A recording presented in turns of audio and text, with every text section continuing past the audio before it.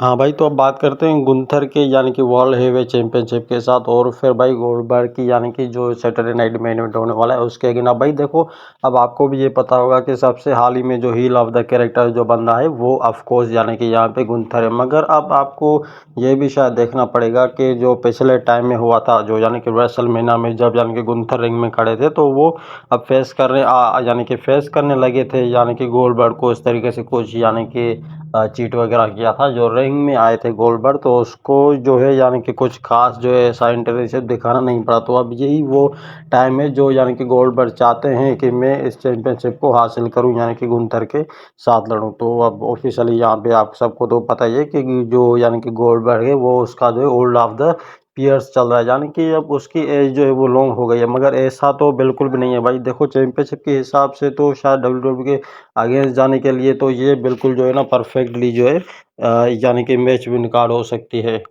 और हाँ भाई, आपको तो ये बात पता ही होगी कि जब गोल्डबर्ग के जो यानी कि पिछले मैचेस थे रोमन रेंस के साथ थे, यानी कि ज़्यादा के ज़्यादा जो है मुझे लगता है कि ब्रॉक लेसनर के साथ रहे, तो वो यानी कि एक बेस्ट ऑफ द हील यानी कि कैरेक्टर वाला बंदा है, तो उसको कोई जज नहीं किया जा सकता है। इस तरीके से शायद हो सकता है कि वो यानी कि वर्ल्ड हेवीवेट चैंपियनशिप के हकदार बने, और यानी कि 25 के चैंपियनशिप के वर्ल्ड हेवीवेट चैंपियनशिप के जो है वो गोल्डबर्ग ही बने। शायद कुछ इस तरीके से प्लान हो सकता है डब्ल्यूडब्ल्यूई का। हाँ भाई, और अगर कॉन्ट्रैक्ट साइन में अगर कुछ और बातें हो गई तो आपको तो पता ही है कि रिंग में भी जो है कुछ और ही बातें होने लगेगी। मगर इसके पीछे एक खास बात यह है कि गोल्डबर्ग और फिर गुंथर के बीच में जो है ना कोई यानी कि तीसरा बंदा नहीं आने वाला है, क्योंकि ऑफकोर्सली यहाँ पे जो मैच यानी कि होने वाला है तो वर्ल्ड हेवीवेट चैंपियनशिप का होने वाला है। जो बंदा जीतेगा चैंपियनशिप तो वही यानी कि कंट्रोवर्सी में अब डब्ल्यूडब्ल्यू में जो है इंटर्नशिप पाएगा इस तरीके से।